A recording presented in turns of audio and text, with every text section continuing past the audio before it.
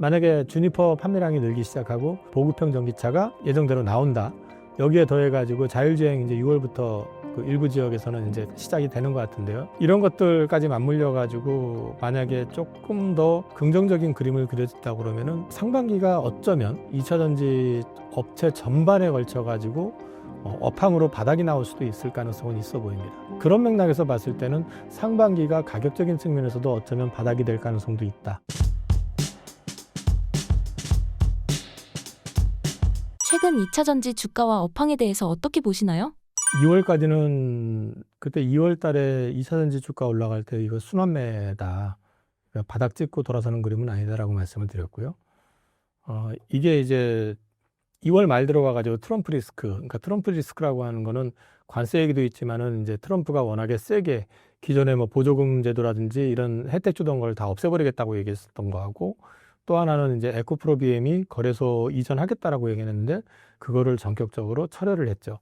그러다 보니까 미리 선매수했었던 물량들이 쏟아져 나오면서 주가를 또 밀어놨었고 여기에 삼성 SDI가 그동안 계속해서 작년에 루머로 인해 가지고 30만 원대부터 주가를 급락시켜 놓더니만 조용히 침묵하고 있다가 갑자기 또 이제 증자하겠다 하면서 주가를 더 떨어뜨렸던 측면이 있습니다.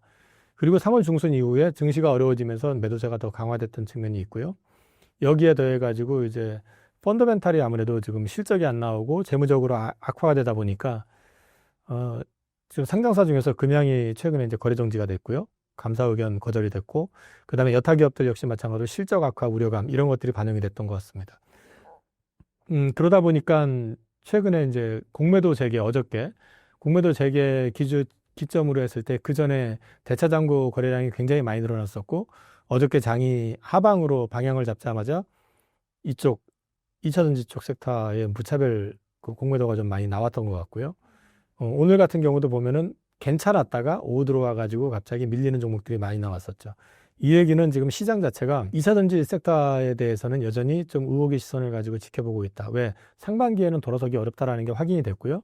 그 다음에 1월, 2월 달에 글로벌 전기차 판매량이 늘었고 유럽 쪽에서 판매량이 늘었다 해서 그럼 좋아지는 거 아니야? 라고 기대를 했는데 우리나라 업체들 실적 그 컨퍼런스 얘기 들어보면 별로 좋을 것 같지는 않고 그 이유가 1, 2월 달에 그 유럽 쪽에서 늘어난 판매량의 상당 부분은 중국산 배터리가 들어간 것 같아요.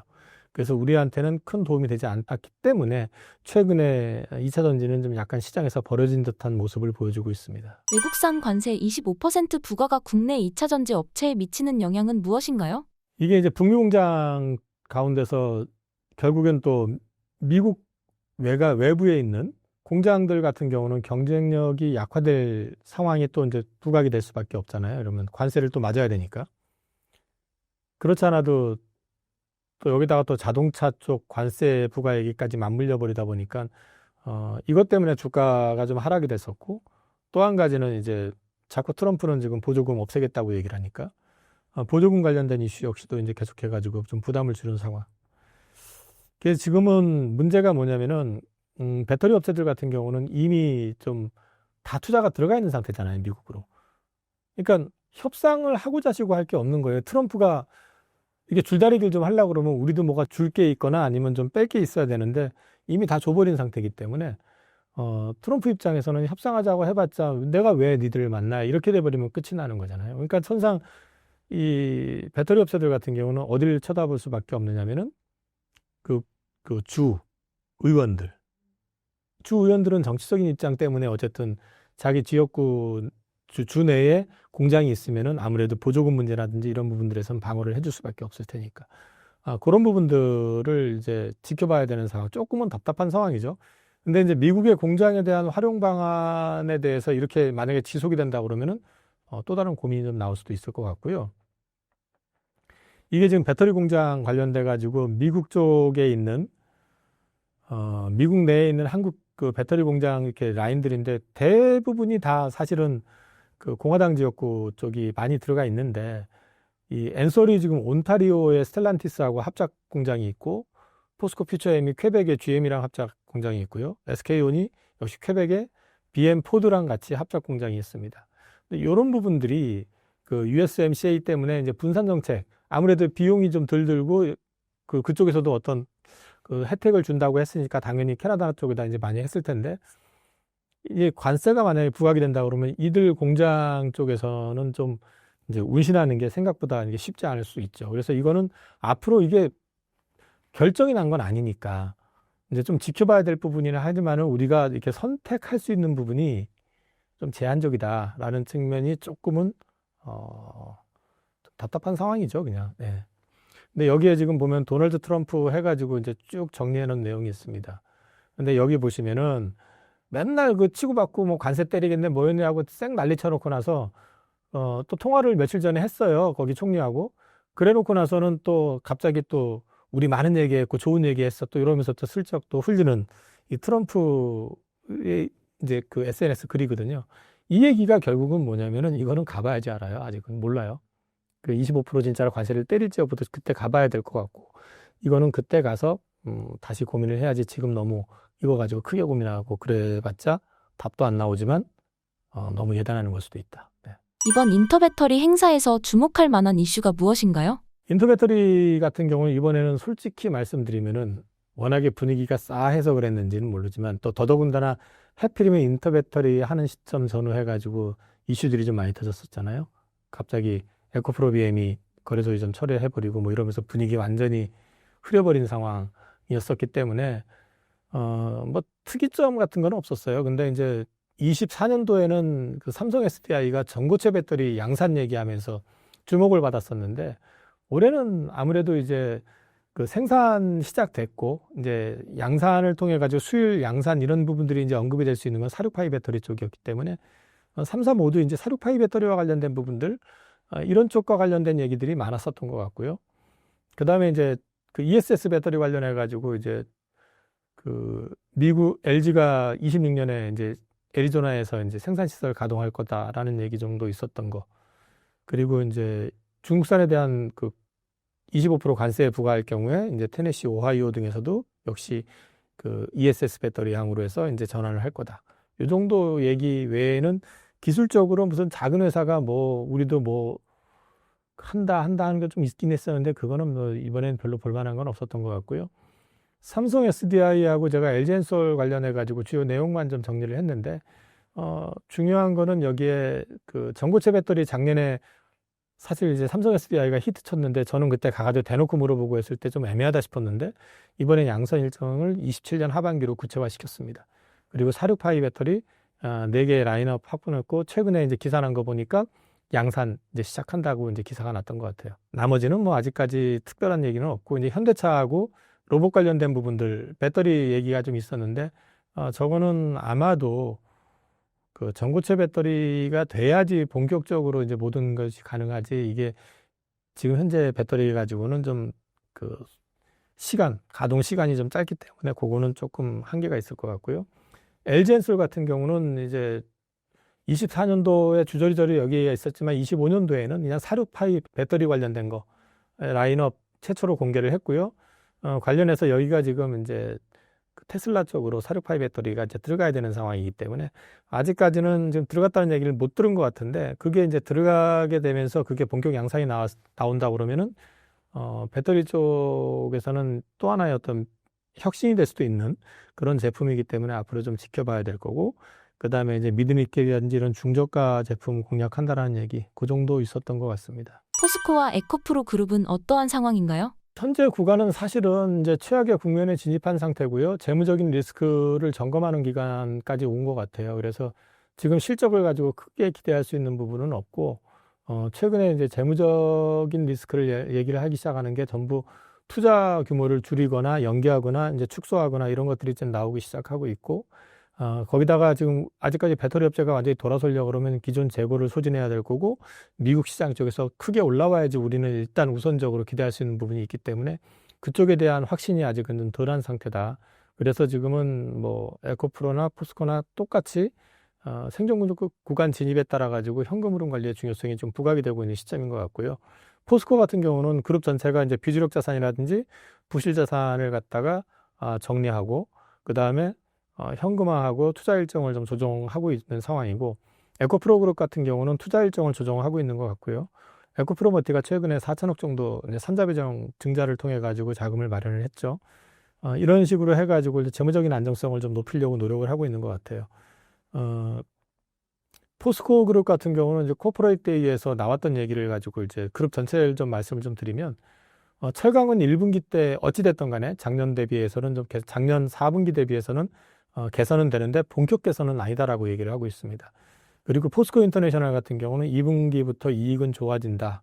그래서 1분기는 전분기, 그러니까 작년 4분기 대비해서는 살짝 좋아지는 정도. 그리고 이제 우리가 이제 지켜봤었던 그 리튬 공장 관련해 가지고는 작년 말에 아르헨티나 1공장하고 광양 2공장이 준공이 됐거든요. 근데 이제 광양 1공장은 3월부터 포스코 퓨처엠하고 SK온으로 수산화 리튬이 공급이 개시가 됐고요. 이 공장은 이제 램프업 단계에 있어서 연말에 이제 가동이 될 예정이라고 하고요.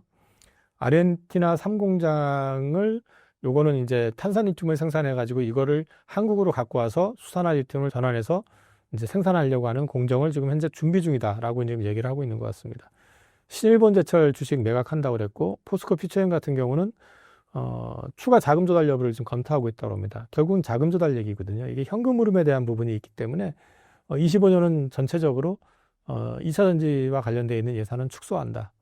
그리고 이제 포스코 하게 되면 항상 이제 리튬을 쳐다보게 되는데, 리튬 흑자 전환 시점은 26년 이렇게 얘기를 하고 있는 것 같고요.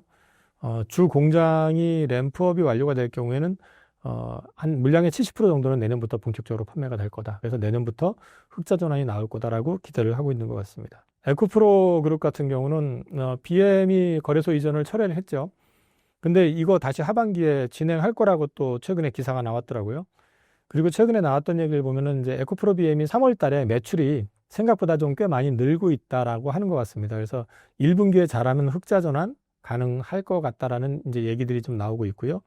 에코프로 머티 같은 경우는 이제 전구체 시장 자체의 대부분이 다 중국 회사이기 때문에 몇 개 안 되는 비중국 회사라는 측면에서 프리미엄이 좀 있는 것 같고, 현재 캡티브 고객 외에 2곳의 신규 거래선을 확보한 상태인데 25년도에도 추가로 2곳 정도를 더 거래선을 확보하겠다라고 얘기를 하고 있습니다. 지금 현재 최근에 유럽 쪽 판매 회복이 지금 계속 일어나고 있기 때문에 에코프로 그룹에서는 이제 에코프로 BM에 대한 기대감을 좀 갖고 있는 부분이 있는 것 같고요.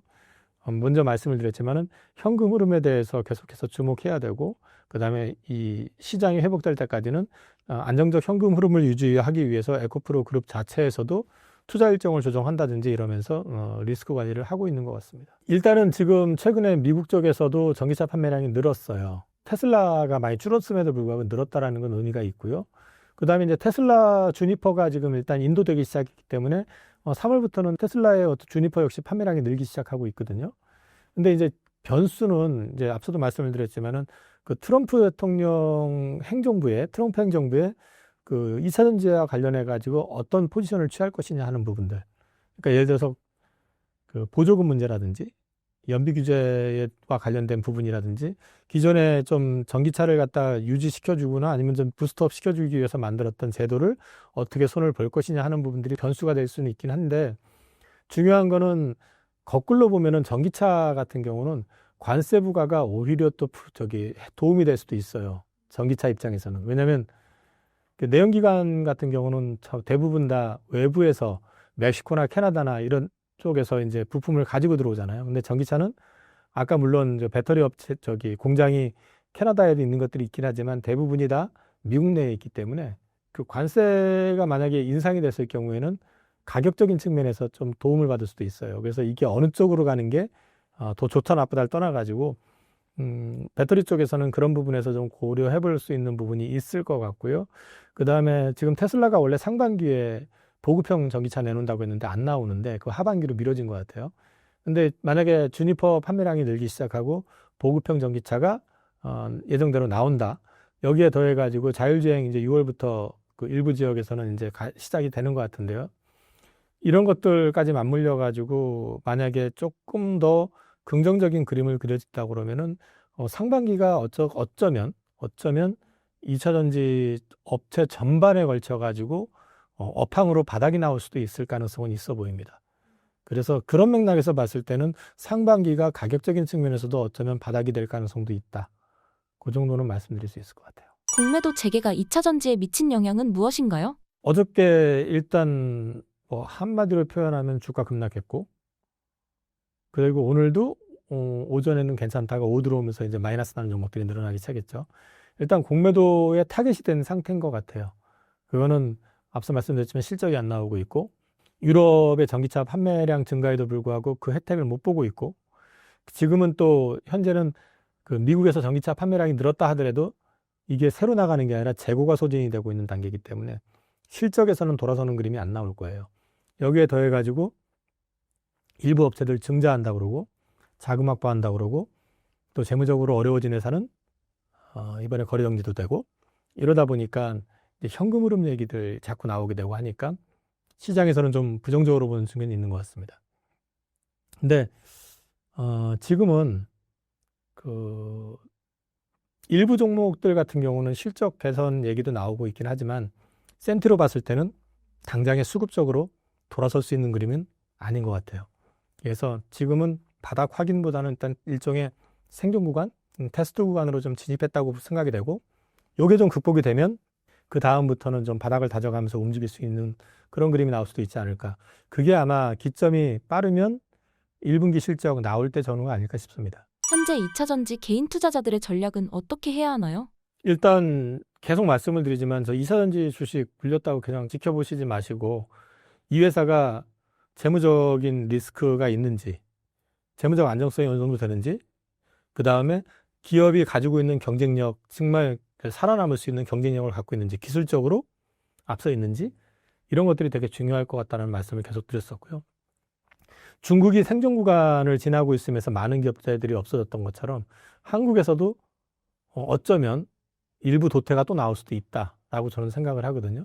그러니까 그 우리나라도 지금 보면은 물론 글로벌 배터리 업계에서 봤을 때 중국을 제외하면은 뭐 한국이 많고 일본에 한두 개 있고 뭐 이런 식이잖아요. 근데 그럼에도 불구하고 지금 현재 현금 흐름이라든지 이런 걸 놓고 봤을 때나 또는 중국 업체들의 경쟁과 관련된 부분도 중국 업체들이 지금 그 유럽에는 직접 진출을 해가지고 지금 하고 있잖아요.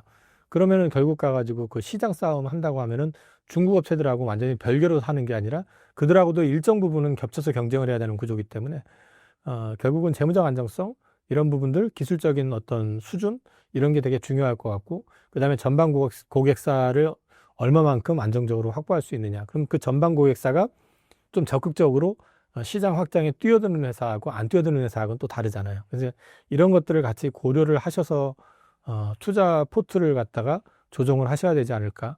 개인적으로는 그럼 그렇게 보고 있고, 지금 현재 물려 계신 부분에 있어 가지고는 저는 사실 작년 내내 컨퍼런스 콜 계속 보시라, 그걸 주목하시라고 말씀을 드렸고, 그 다음에 이제 그 비중이 너무 크게 가져가지 마라, 포트폴리오로 가져가라고 했는데, 되게 이제 올인은, 그러니까 소위 몰빵 투자하셔서 가져가신 분들이 많다 보니까 그분들 같은 경우는 지금은 팔 때는 지난 것 같아요.